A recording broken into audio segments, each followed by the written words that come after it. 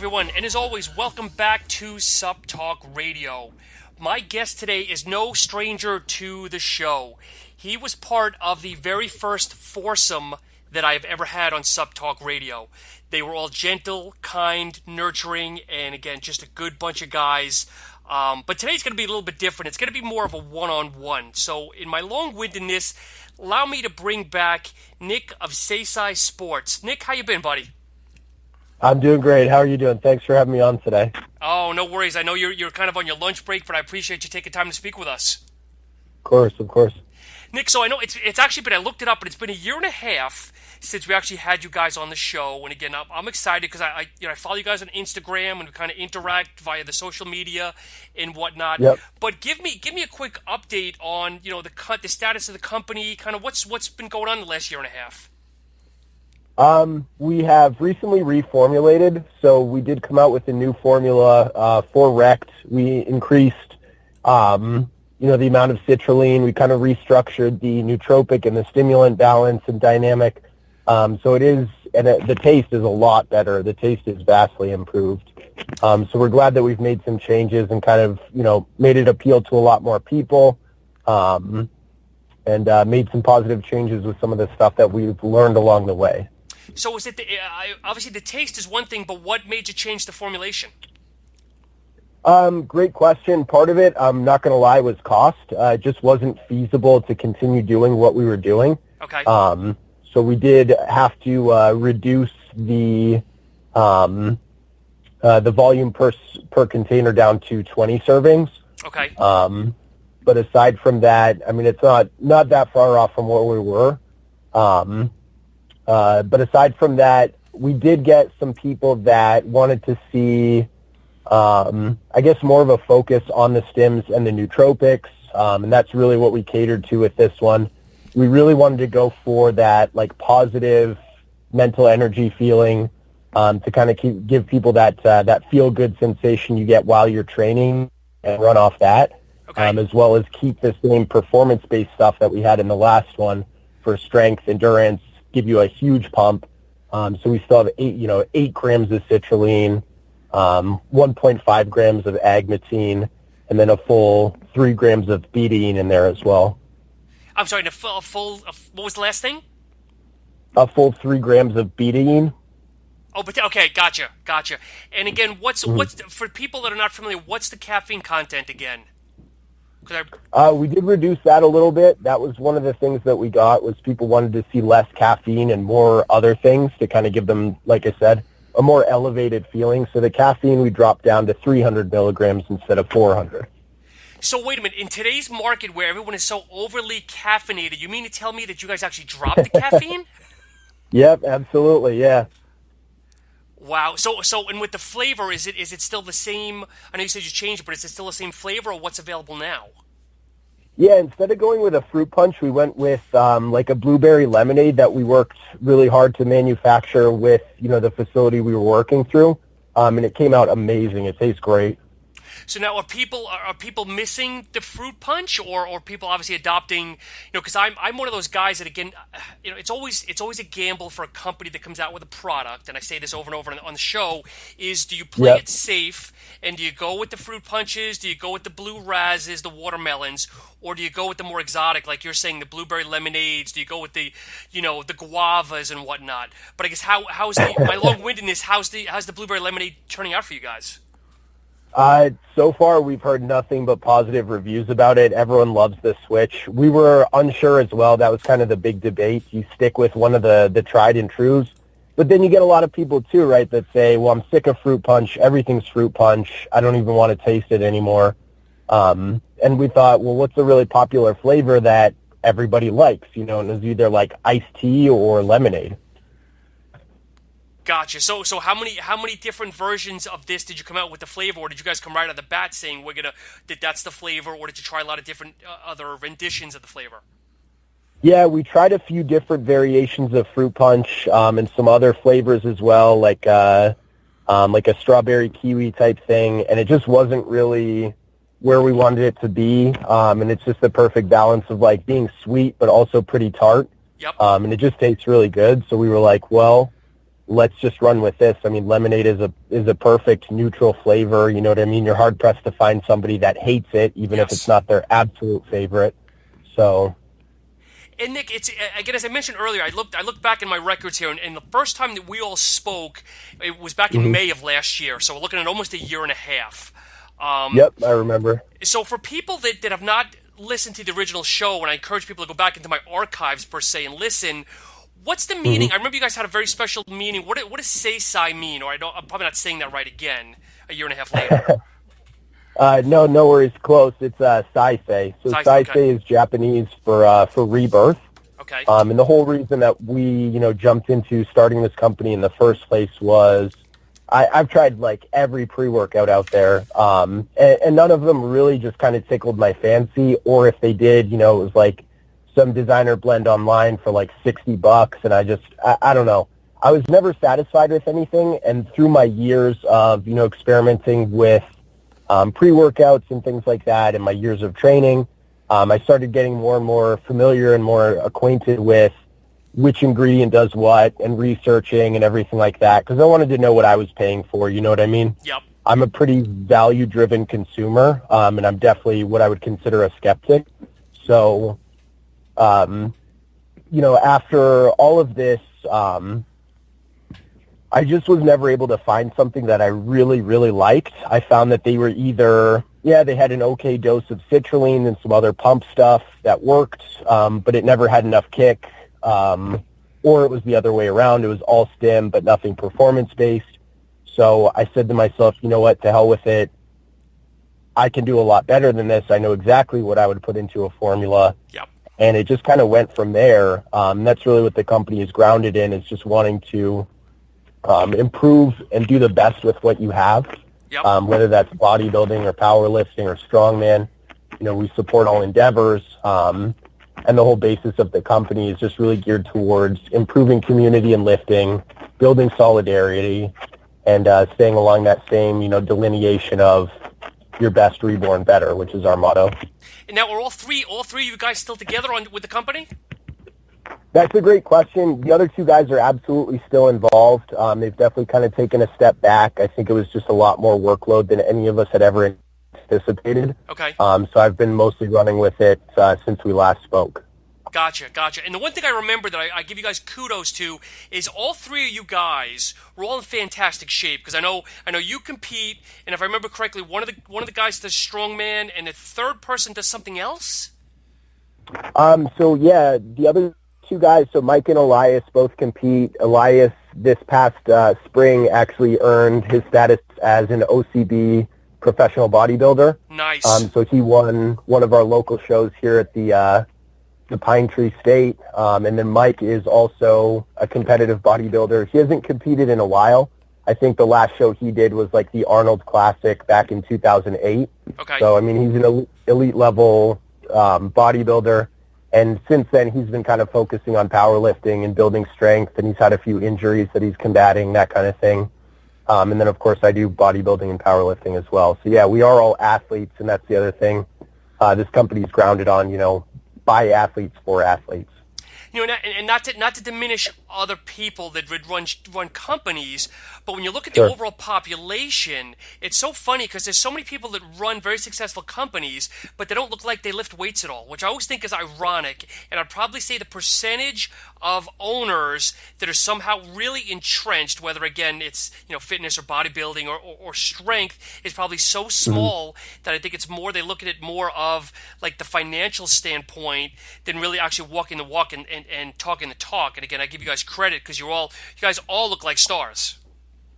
Thank you. Yeah, I appreciate that. Yeah, it is always kind of ironic to see that, isn't it? People that run a supplement company, but it doesn't really look like they care too much about training or the actual sport itself.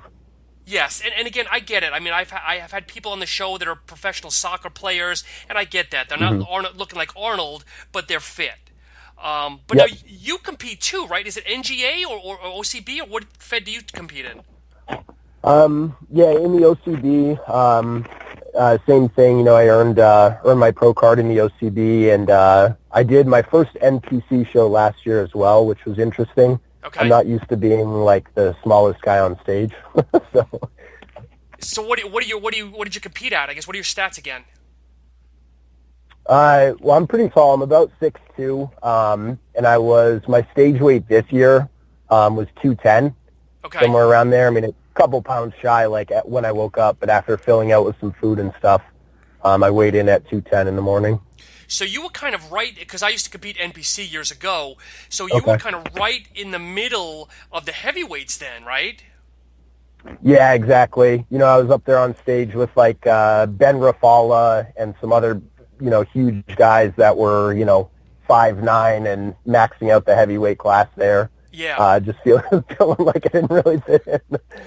Because I was always told, and it's so difficult, because I was always told you never want to come in at the middle of the weight class. It's either you come at the top, like in other words, for you to diet all the way down to a light heavy to 198, or try to bulk all the way up to 220, 225, whatever the max of the heavyweight class is. And it's so hard when you're right in the middle of it.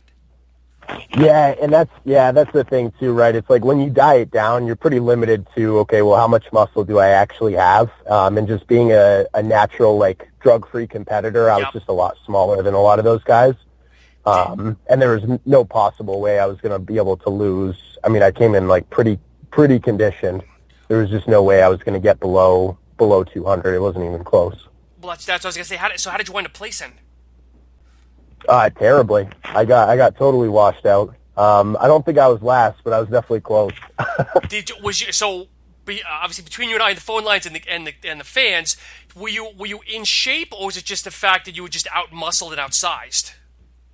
I don't know. I mean, I definitely came in conditioned. I've always struggled with conditioning from the rear, so in my glutes and hamstrings, I was a little bit soft there. Okay. But I came in, I ate way more than I had at I competed 4 times this past season in the fall. Wow. Last year. And I came in way more peeled for that show than I did at any previously. And I placed 4th at my first pro show in the OCB. So, I mean, it's not that I was, out of shape. I think I just got outmassed by a lot of those guys. Yep. And it's tough, and it's eye-opening. I mean, what made you decide to do I'm going to assume, an untested NPC show? Yep. I just wanted to give it a shot, see how I would stack up against some of those guys. Yep. Again, it's eye-opening, because I used to compete naturally as well, and I did drug-tested shows, and I also did non-tested shows, and I came in as a lightweight at 5'8", at, I don't know what it was, 165, I guess, so I was kind of right in the middle of that weight class as well, but the guy that smoked everybody was 5'1", coming in at 175, just jacked, and he was on stuff that was obvious. Of course, yeah. Have you looked That's to be expected. Have you looked at NGA at all? You pro or con of NGA? No, nothing against any other drug-tested federations. I'd absolutely love to do, the WNBF. I don't know of any personally NGA shows close to me, but I wouldn't be opposed to doing any other league. It's just kind of OCB is pretty prominent throughout Maine and Massachusetts. Yep. So that's just been, by happenstance, the organization that I've competed in. Yeah, because I've seen I've seen online, because every year I say the same thing. I've been competing over 15 years, and I keep looking at OCB, saying, okay, because I know they do tons of shows at the Cape Cod, and every year I'm going to start off, and every year I get derailed. Life gets in the way, and I kick myself. Because I've got 2 younger kids, and they see pictures of Daddy back in the heyday, and they say, well, get on stage, and I'm not making excuses, just life in general gets in the way. Props to you. I can't even imagine trying to go through a prep with 2 kids, or even manage everything in life with a family to look out for. That's got to be hectic. I don't know how people do it, but they do it. I guess they manage it better than I do. Getting up at 3 a.m. in the morning. I don't know if you've seen, going on a tangent here. There was something recently posted of Mark Wahlberg's kind of workout schedule. I don't know if you've seen this. But I haven't. I'll have to see it and send it to you. But he gets up at 3 a.m. every morning, reads the newspaper, has a cup of coffee or his pre-workout, whatever. Then goes works out for 2 hours. So at 7 o'clock, he's waking up with the kids, putting the kids on the bus, and then he starts his day, and he's in bed by 8:30. Wow. Yeah, it's ridiculous. But obviously he's not an elite competitor, but the guy looks awesome most of the time. He does, yeah. No, he's always been in pretty incredible shape. That's mind-blowing. I mean, I'm always always trying to better myself and my time management skills, but I can't even fathom going to bed even close to that early. No. I'm kind of the opposite. I'd rather get my work done a little bit later. I still don't feel that I'm a bit of an insomniac, so after working hours, I dedicate a whole bunch of time to training and Saisei and everything like that. By the time I get to bed, it's usually 1:30, somewhere in there. Jeez. So if you're training at night, are you taking the product? Are you stim sensitive, I guess, where you can shut down? No, I'll take it after work. I've been actually pretty fortunate that I have a day job. I work in insurance. My boss is pretty flexible with some of my hours. So Okay.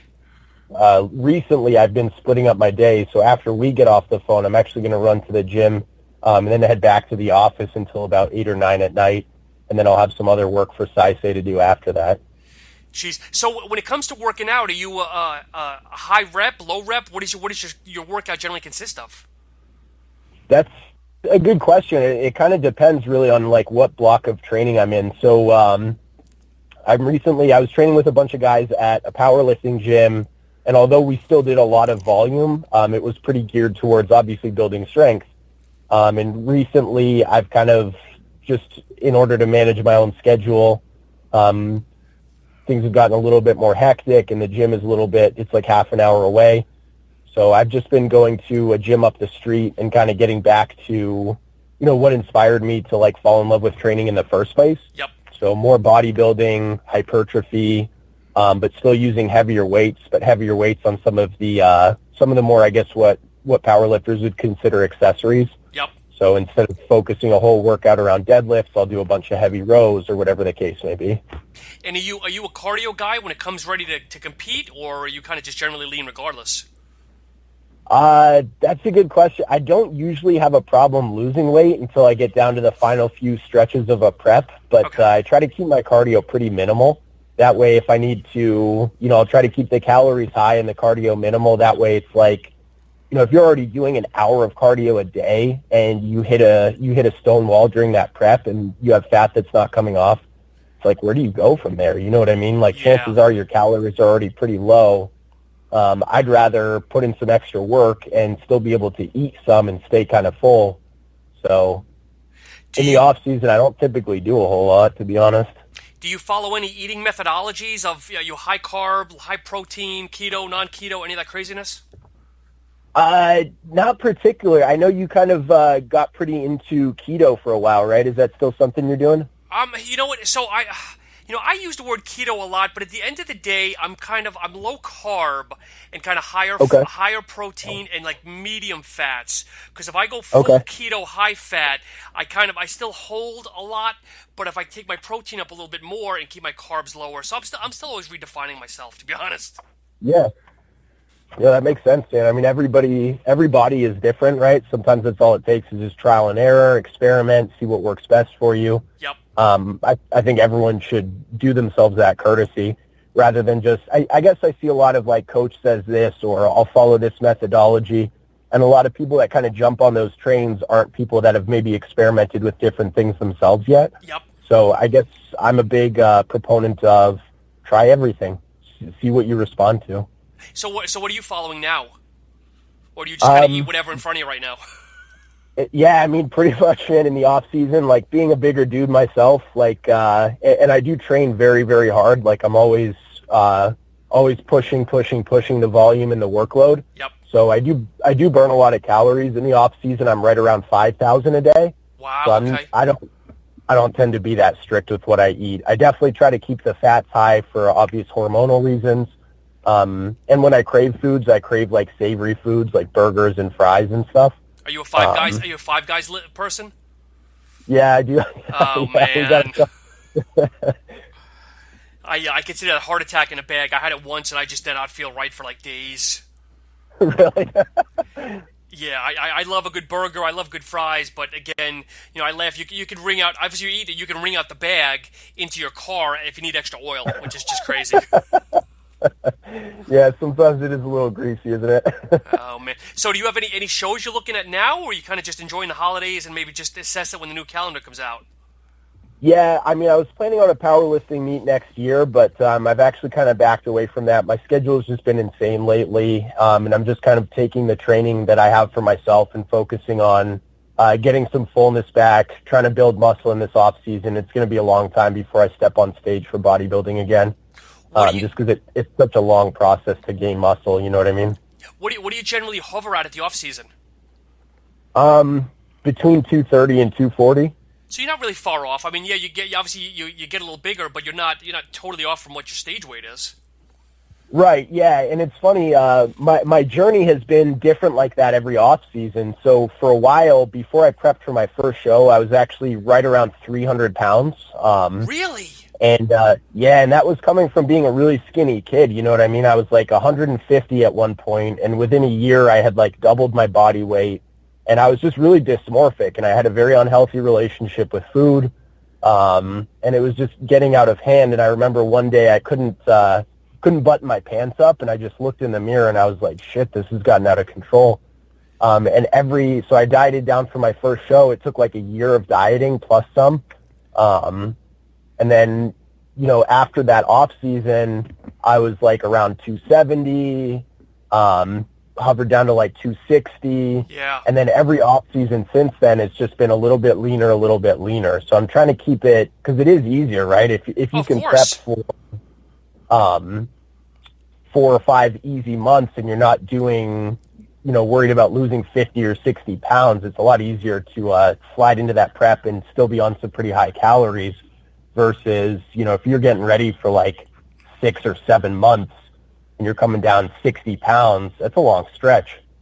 So is that what you like to do? Is when you have a show locked in, do you give yourself 4, 5, 6 months to get yourself lean? I did this last one, and I was grateful for it. I kept my calories pretty high. Going into those shows, my body weight in the morning dropped as low as the lowest I got was like 207. Okay. And I was on 2,700-ish calories, and I'd have refeeds pretty much weekly, and that was the highest caloric intake I've ever prepped on. And again, I think I owe it all to it was about 6 months. I started in early summer, late spring, somewhere in there, to get ready for a show in September, and that was the first one, and then through November at the NPC New England. So for day one of your contest prep, are you cleaning? Are you cleaning up completely, or are you just kind of slowly cutting down calories and cleaning up along the way? That's a good question. That's a good distinction to make for anybody listening that is competing or thinking of competing. The first month or two of that is really just not binge eating on the weekends or something like that. Yep. No, that's smart. So I'm going to put you on the spot. So besides using Rect, what else do you use in your arsenal? And you don't have to name names, but do you use a BCAA? Do you use a good protein powder? Do you use just carnitine? What else do you use in your prep? Yeah, that's a good question, right? I'm always curious about what other supplement owners take. I use creatine because it's one of the only scientifically proven materials to really help you gain strength and kind of retain some water in your muscle cells. And then aside from that, I'm actually a huge fan of EAAs, so essential amino acids, and I'll use them either in their raw form or I'll use the NutraBio one. That's a good product. Okay. Hey, but no protein powders? Aside from that, and protein powder, I'll use just whatever protein powder. I'm not that picky about whey or whey isolate or anything. Okay. It's funny because since you brought up creatine, do you when you're closer to your show, and I always hear different odds and ends, do you eventually cease using creatine, or do you use it all the way up to the show? Yeah, that's a good question. I drop it a couple of weeks out just because, I think that myth that you and I grew up with has kind of gotten into my head. I don't notice any water retention from it. I think that's mostly a generalization. Okay. But I guess just to be safe, I drop any miscellaneous foods, whether it's maybe certain toppings or something like that. A couple weeks out, if I'm holding some water or looking a little bit fluffy, I'll drop creatine. I'll increase salt, all of that stuff. Do you play with salt at all, or do you try to just flush it all out, let's say the week before the show? So I'll do, and this is something that I'm still in the process of nailing down, but basically what I'll do is I'll increase water for about 7 to 10 days leading up to a show. Okay. And then slowly drop that intake down throughout kind of the last day. Yep. So I won't go like hard cut on any water because obviously that's what your muscle cells hold on to. And I'll slowly drop the salt, tapering down to that point. So a couple of days out, I'm not eating a whole lot of salt. I'm drinking a lot of water to flush everything through. So I'll look really shitty and bloated. Yep. And then, it really takes about a day or two to get all of that out of your system. So the morning of the show, pound a bunch of salt, pound a bunch of carbs, healthy fats, that kind of thing, and really fill out and come in looking drier and harder than I would have the days leading up to it. That's interesting. That's the one thing I never wanted to play around with was sodium loading. So I was just kind of flush. And in the last couple of days, I'd have like sips of water just to get food down. But I remember one of the shows I competed in, the guy walked around with a soy sauce bottle. I'm sorry, it was either teriyaki or soy sauce. And right before he'd go on stage, he'd take 2 spoonfuls of the soy sauce because he was so dry. That stuff would just suck up his muscles. And the guy looked phenomenal. Yep. But I'm like, that's a science right there.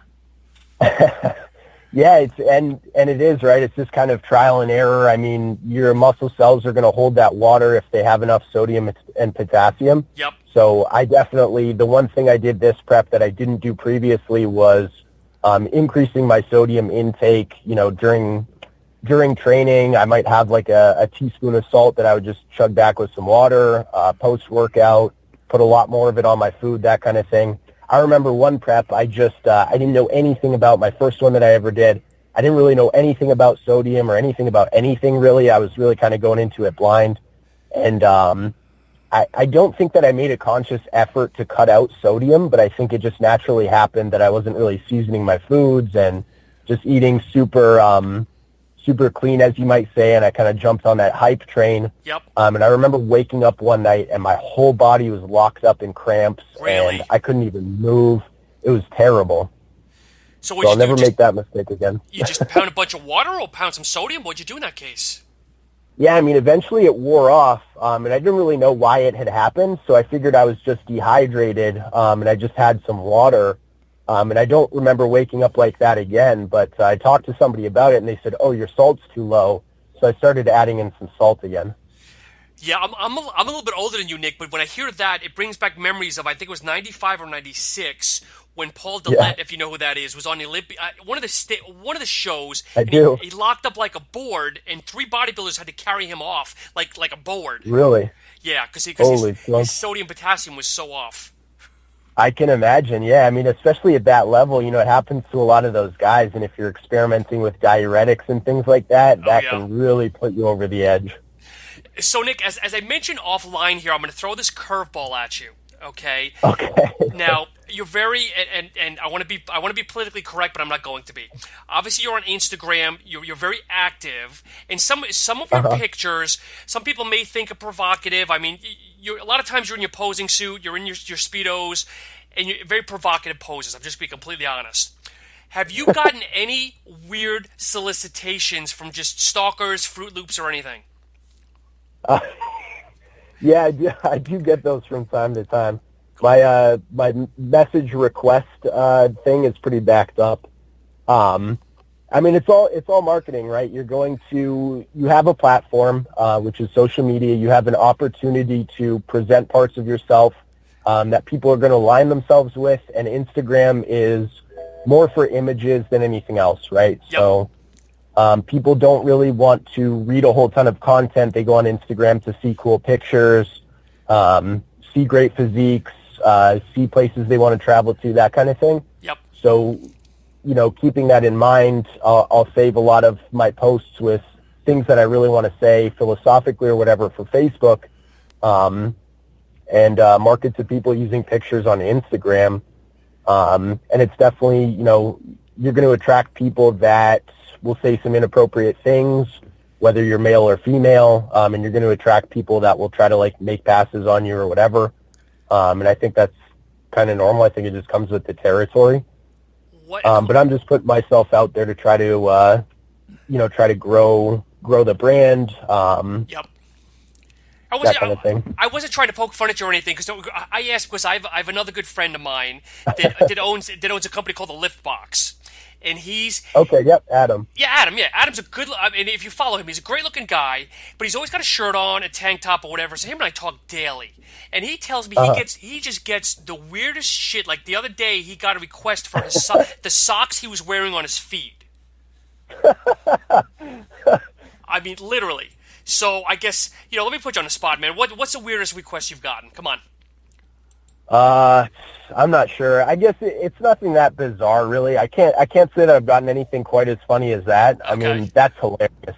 They just wanted his used socks. Yeah. Yeah, so we were kidding around. He goes, "Guess what? I just got asked." And I said, "Let me guess, a pair of your used underwear." He's like, "No, they want a pair of my used socks."